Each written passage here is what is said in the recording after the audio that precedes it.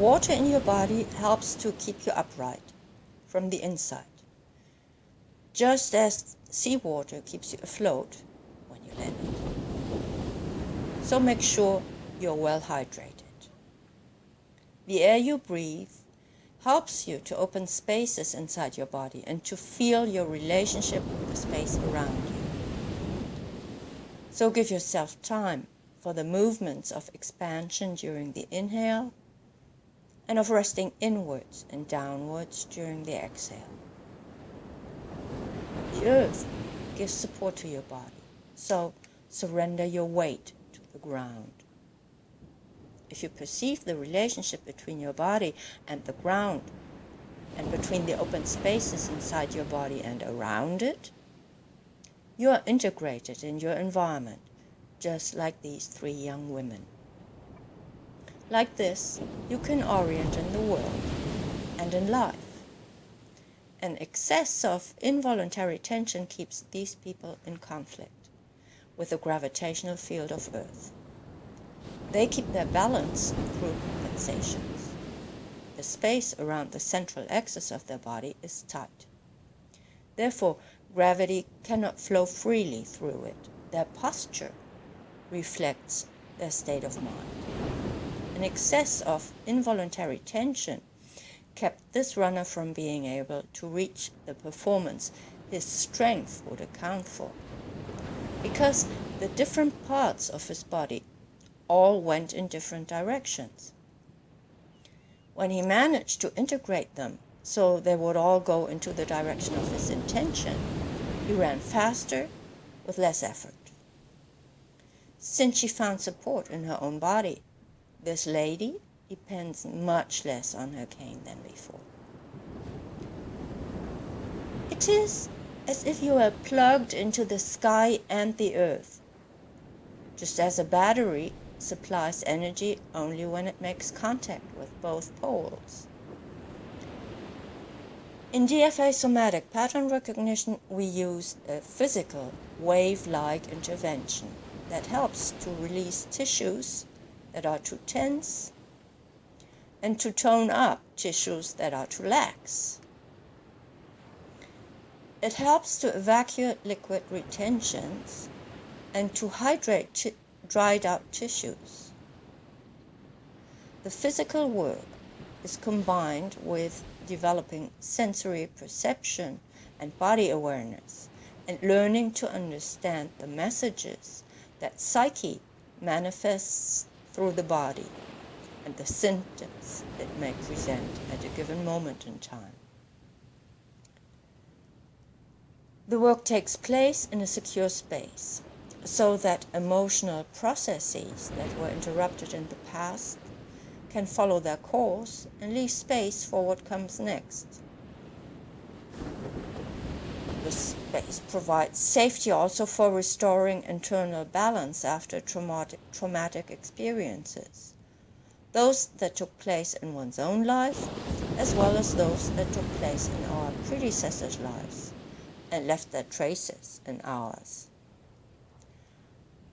When the choppy waters of the unconscious quiet down, they reflect very clearly the information one needs to learn to distinguish the reflections of the past from what is real in the present moment. In liquid water, H2O molecules move freely, but in biological water, like the water in our bodies, they are much more restricted in their movements. They move coherently all together, and therefore they are exquisitely sensitive and responsive to very weak signals. One day, due to one of those coincidences, I found a description of magnetic resonance. Two magnetic fields at a right angle, one steady, the other pulsating. It took me a while to understand why this excited me so much, but I knew right away that I had found a vein of diamonds. Magnetic resonance affects hydrogen. So let's forget about the O for a while and stick with the 2H. Hydrogen atoms are very simple. One proton and one electron. The protons spin around their axes, which are all in line within the steady magnetic field. When the pulsating field is turned on, they absorb energy from this field, affecting the spin axis. When the field is turned off, after a short while, they re-emit this energy, providing the signal that makes it possible to obtain images from the inside of the body. The magnetic fields used in magnetic resonance are 3,000 times stronger than those occurring in nature. But the Earth's magnetic field can also be considered a steady field. The preferred spin axis of the hydrogen nuclei in our bodies surely is under the effect of this field. The habitual tension of our muscles and connective tissues seem to generate a resonant field. The hydrogen nuclei would be absorbing energy from the field generated by this tension, and when we manage to let go, even only a little bit, they re-emit this energy. We perceive it as sensations and thoughts that reflect the emotional background tone of what Gerald Edelman calls the remembered present. It is not a direct experience of the present moment, but a reflection of the initial conditions of our lives, dressed up as situations of the present, but reproducing the dynamics under which we developed during the first years of our lives, when we created our way of being in the world and of perceiving it. When these sensations and thoughts surface during GFA sessions, it becomes possible to examine them, as well as the beliefs about life, the world, and oneself that got installed around them, and to evaluate to what extent they remain valid in present-day life. Sometimes it is difficult to stay with one's attention focused on the motions of breathing, because as soon as we relax a little bit, what comes up are these sensations and thoughts, which belong to the situations in which we had generated the tension initially. We tend to consider them quite bothersome and to use the same old tension to interrupt their flow right away. But when we understand that these sensations belong to specific situations in the past, their absolute power over our lives is reduced, and we're free to deal with the parts of our experience that have been trapped in the continuous repetition of these sensations.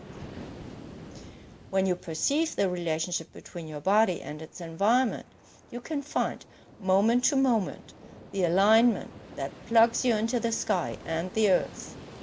Both provide you with the energy you need to develop the awareness that allows you to recognize the remembered present for what it is, and to learn to distinguish it, moment to moment. In this manner, you gain more freedom of movement, and you can manage to respond reasonably to what is really going on in the present moment, instead of reacting automatically by way of habits you created in the past. You have energy and awareness to recognize the affairs that still need attention, and to deal with them, and to let go of those that are no longer, or have never been, any of your business. Then, with your feet firmly planted in the material reality of life, you can walk towards new horizons.